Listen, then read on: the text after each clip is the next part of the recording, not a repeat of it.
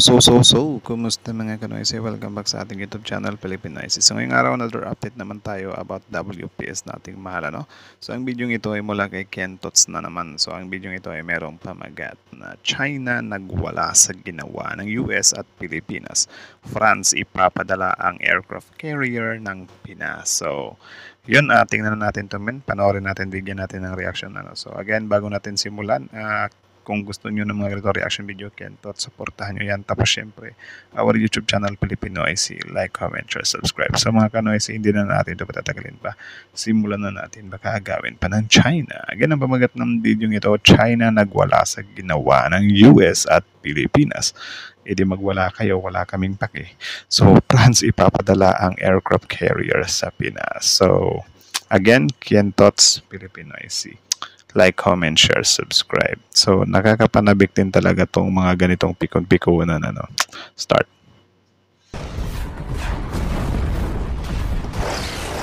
Grabe.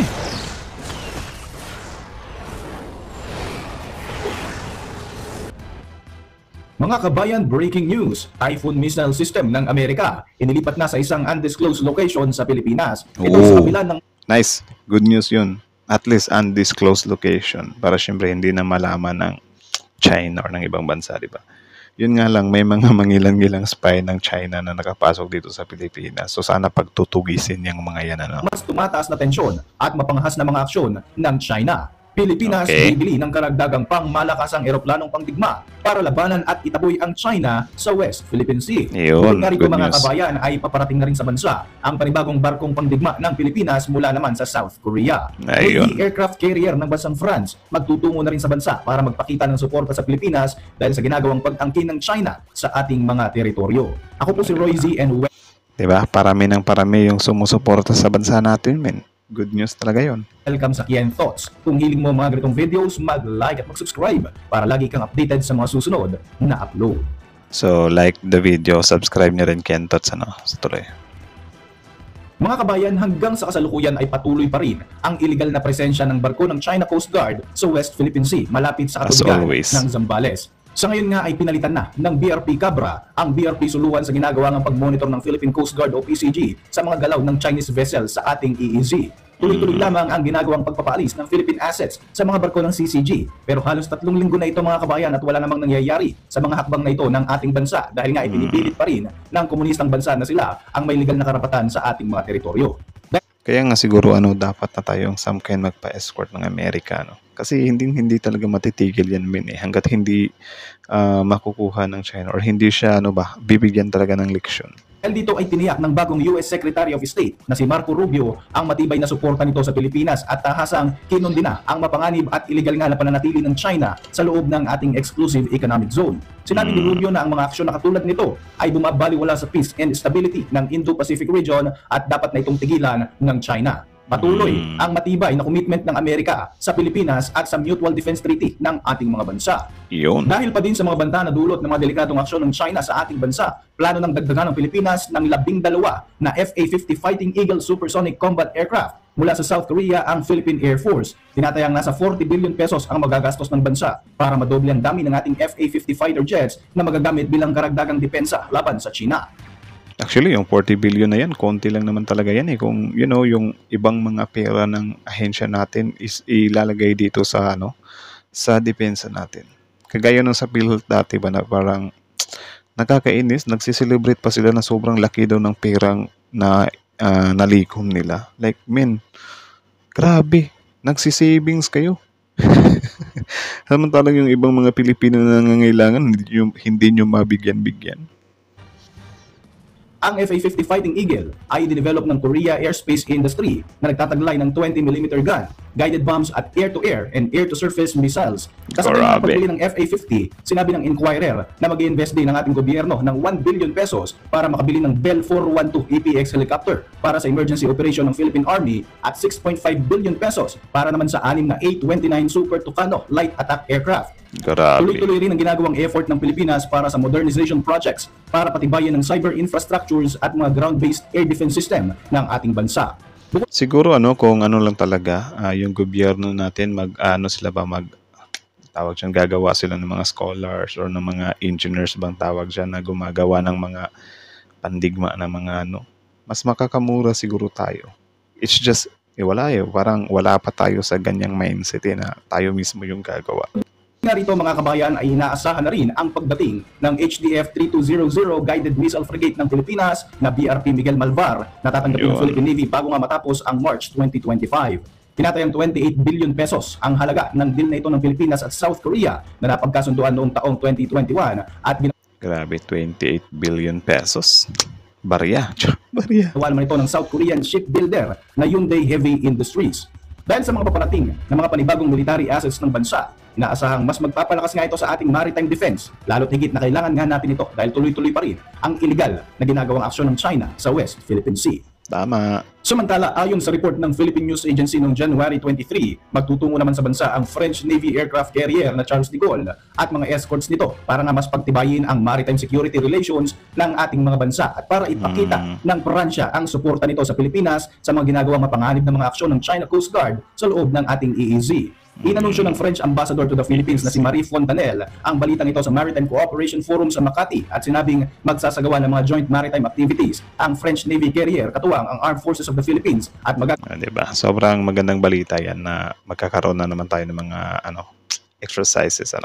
So, dead ba na tayo sa mga nasa pwesto ng mga pro-China? Bahala silang manigas dyan. ganap naman ito sa West Philippine Sea. Sa iba pang balita mga kabayan, sa report naman ng Reuters, inilipat na ng US military ang Typhoon missile launcher ng Amerika na nakabase sa Lawag Airfield sa undisclosed location sa Luzon. Ang Typhoon missile system Yan talaga yung pinakagusto ko undisclosed location. Yan yung mga dapat way of pagbabalita. na isang uri ng Tomahawk cruise missile ay kinakatakutan ng China dahil ayon sa report, mula sa Pilipinas ay kaya nitong tamaan ang mga target sa loob mismo ng kalupaan ng China at Russia. Bukod dito, Grabe. kaya rin tamaan ng SM-6 missiles ang mga target location kahit higit pa sa 200 kilometers ang layo nito. Sana yan yung pagpukusan natin. Grabe damihan talaga natin ba? Kaso sobrang mahal niya. Pero I think kung gugustuhin lang talaga ng gobyerno natin, mabibili naman natin yan. Ayon sa isang source mula sa Philippine government, ang redeployment ng Typhoon missile system ay para ma-determine kung saan at gaano kabilis nilang maiilipat ang mga battery system na ito sa mga strategic firing position sa loob ng Pilipinas at para malaman na rin ng US military ang mga survivable location sakaling sumiklab ang isang digmaan. Base sa mga satellite images na nakuha ng Reuters, isinakay ang missile launcher system sa C-17 transport aircraft sa Lawag International Airport sa mga nakalipas na mga linggo at hindi pa ipinapaalam sa publiko ang eksaktong lokasyon ng mga ito sa kasalukuyan. Actually, dapat hindi na ipaalam sa publiko Kasi ako okay lang naman ako. May tiwala naman talaga ako sa AFP natin. 'Di ba? Kasi hindi na dapat hindi na dapat isinasa publiko yung mga ganyan Para syempre yung China, maging hesitant sila ba na, nasaan na ba yung Typhoon missile na yun? Baka pwede na tayong kasi malayo lang naman pala, malayo sa atin. So pwede tayong nito mangungupil-ngupil na naman tayo, something like that ba. So dapat discreet talaga Ako agree lang ako So kayo ba? Agree ba kayo na hindi ipaalam sa publiko na saan ilalagay ang mga Typhoon missile na yan? Or bibili tayo? 'Di ba dapat siguro meron din tayong mga discreet na mga pandigma ba? Or private na mga pandigma, mga secret weapon kumbaga ba? 'Di ba? Ang Typhoon system ay bahagi ng aksyon ng Estados Unidos para nga maglagay ng mga anti-ship missile sa Southeast Asia para pigilan ang ginagawang pagpapalawak ng impluwensya ng China. Matatandaan na noong April 2024, ikinagalit ng China ang paglalagay ng Amerika sa naturang missile system sa naganap na joint training exercises sa bansa. Lalo pa nga nagtusok sa galit ang Beijing nang sabihin ng Amerika na wala pa itong plano na i-pull out ang Typhoon system sa Pilipinas. Kaya naman Ang tanong, anong pakialam nila? Paano kung niregalo ng Amerika sa atin yan? Di habang buhay na silang magdadabog. Anak ng titing. ng China ang Amerika na nagsisimula raw ito ng arms race sa Indo-Pacific region. Inakusahan din ng Chinese Foreign Ministry ang Pilipinas na nagpapalala ito sa tensyon at konfrontasyon sa rehiyon dahil sa di umano'y maling paniniwala ng ating bansa. Sila nga yung malakas mag-show force Padala-dala pa ng gray ship or monster ship jet sa WP. Ang kapal na mukha. Ang press conference, binanatan din ng China ang Amerika na wag daw itong manghimasok sa issue sa West Philippine Sea. Wala raw karapatang makialam ang US sa maritime issue sa pagitan ng China at Pilipinas. Bukod dito ay hindi daw. Pero nakikialam sila doon sa Russia at saka sa Ukraine. 'Di ba? Wow, China, kapag kayo pwede kayo makialam pero kapag kayo US hindi pwede makialam dito. Ano ba dahil kayo yung matatamaan. Kawawa naman yung yung Ukraine. 'Di ba? So pwede pa lang magreklamo yung Ukraine na, "Oy China, ba't ka nakikialam dito? Buti hindi ka ginanyan ng Ukraine eh." Tapos ngayon kapag aanuhin ng Amerika yung Pilipinas, bigla ka nagagalit. Tsaka hindi lang naman bigla-biglang tumutulong yung Amerika eh.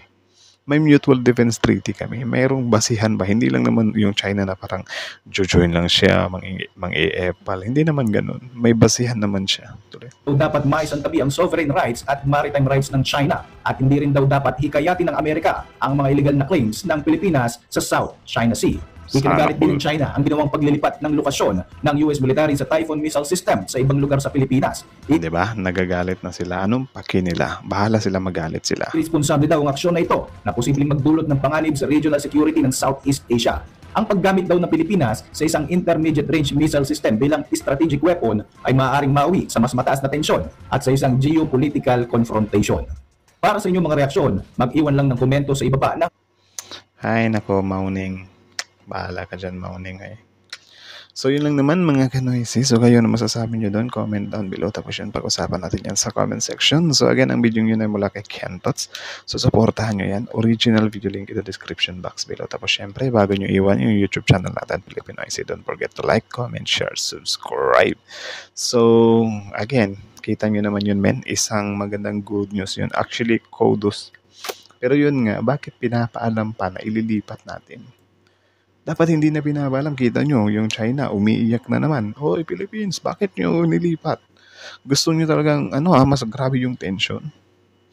Minsan din, yung hakbang ng Pilipinas is grabe din kung makapang-asar eh. Pero anyways, hindi na natin para problemahin kung maasar ba yung China or hindi. Ang sa atin nito, kasi wala naman talaga akong pake kung maasar yung China or hindi. Importante sa akin, mas mabuti kung maasar sila. At least makaganti man lang tayo, di ba? Pero, yun nga, mas maganda na discreet lang lahat ng movement. 'Di ba? Mas mabuti nga kung magpapaalam lang naman kayo, hindi sabihin niyo na lang na isinauli na natin yung Typhoon missile. 'Di ba? Loko-lokohin na lang natin sila. Kasi syempre, yun nga, mas maganda kasi na meron tayong secret weapon, 'di ba? Tapos yung Typhoon missile pa. Hanip na secret weapon yan. Iiyakan talaga ng China yan kasi secret weapon nyo, Typhoon missile, aapak or aabot sa lupa ng China. Diba? Can you imagine that? So, wala din. Di din natin masisisi yung China kung bakit nag-iiyak siya. No? Pero yun nga, kahit nasabihin natin na medyo natakot siya, wala tayong magagawa dyan. Wala naman talaga silang paki sa atin eh. Diba? Tapos yun nga, speaking of pakikialam, speaking of pangtulong-tulong, something like that, gawain din naman ng China yan. Sumusuporta din naman sila sa mga bansa na, nakikipag-war din sa ngayon. Diba? Tapos ngayon, sila, ayaw nilang suportahan tayo ng Amerika. Ano yun? Diba? Nakakainis lang talaga yung mga ganyang mindset, men, na parang, wow, kapag tayo hindi pwede, kapag sila pwede. 'Di ba? Ang lakas makadikta eh. Grabe, sobrang diktador talaga ng gawain nila, men. Kaya talaga, tama talaga yung administrasyon ngayon eh, naipaglaban talaga kung ano yung sa atin, 'di ba? Ay, na-stress ako sa China to. Sila na yung feeling may-ari ng West Philippines. Sila pa yung matapang. 'Di ba? So yun lang naman. So kayo na masasabi niyo doon? Comment down below, tapos yung pag-usapan natin yan sa comment section. So again, Kentots, original video link in the description box below. Subscribe nyo rin. Tapos syempre, Pilipinoise, don't forget to like, comment, share, subscribe. So that's it. Thank you so much for watching. Pilipinoise, out.